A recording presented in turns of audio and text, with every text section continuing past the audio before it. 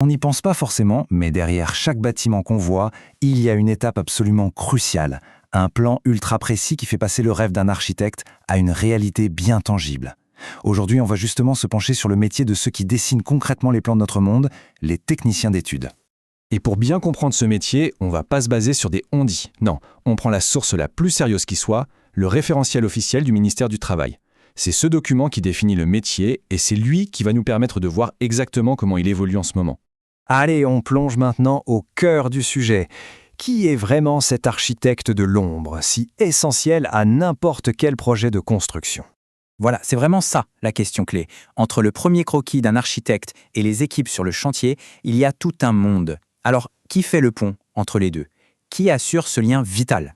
Eh bien, c'est lui, le technicien d'études. C'est vraiment le maillon essentiel qui va prendre un concept, une idée, et la traduire dans un langage que tout le monde sur le chantier peut comprendre. Des plans ultra précis, des modélisations 3D, des dossiers techniques. Bref, c'est grâce à son travail que le bâtiment peut vraiment sortir de terre. Mais attention, ce métier n'est pas figé, il est même en pleine mutation. Alors, voyons ensemble ce qui pousse ce rôle à évoluer aussi vite. Ce qu'on voit ici, c'est super parlant. C'est la comparaison directe. Le référentiel de 2024 montre que les responsabilités se sont vraiment élargies.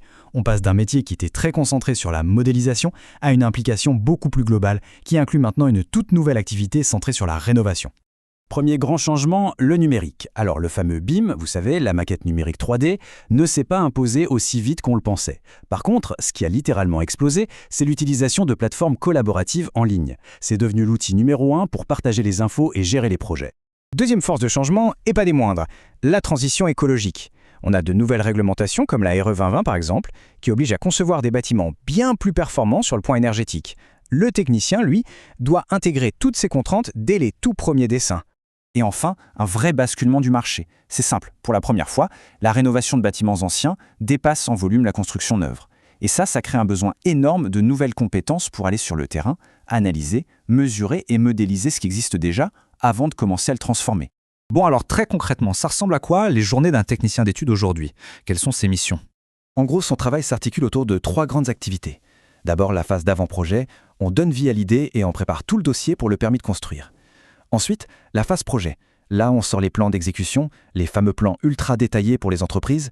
Et enfin, cette nouvelle compétence phare, le relevé de l'existant, qui est devenu une étape incontournable pour le moindre projet de rénovation. D'accord, mais alors qu'est-ce qu'il faut avoir dans sa besace pour réussir dans ce métier? Le point crucial, c'est vraiment ce mélange de compétences. Évidemment, il y a la maîtrise des logiciels, c'est la base, on ne peut pas y couper. Mais ça ne sert à rien si ce n'est pas couplé à une connaissance très pointue des réglementations et des matériaux. Le but, c'est pas juste de faire un joli dessin, c'est de dessiner quelque chose qui est constructible, légal et performant. Mais attention, la technique ne fait pas tout, loin de là. La rigueur, la méthode, la capacité à résoudre les problèmes de manière systématique, c'est tout aussi important. Et puis, bien sûr, la communication. Dans un projet de construction, chaque détail compte et il faut que le dialogue soit hyper fluide entre tous les corps de métier. Ok, super. Mais avec un profil comme ça, où est-ce qu'on peut travailler et quelles sont les opportunités?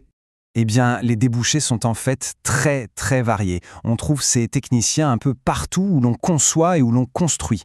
Chez les architectes, bien sûr, mais aussi dans les bureaux d'études, chez les promoteurs, les constructeurs et même dans le secteur public. C'est un profil qui est recherché dans tout l'écosystème du bâtiment. Les titres sur la carte de visite peuvent changer un peu. Technicien d'études, dessinateur, projeteur. Mais au final, ils recouvrent tous le même cœur de métier qu'on vient de décrire.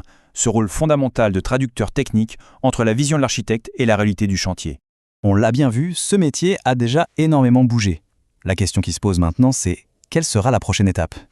Avec des bâtiments de plus en plus intelligents, des exigences écologiques toujours plus fortes, une chose est sûre, le plan directeur de cette profession est encore loin d'être finalisé. Il est en pleine évolution.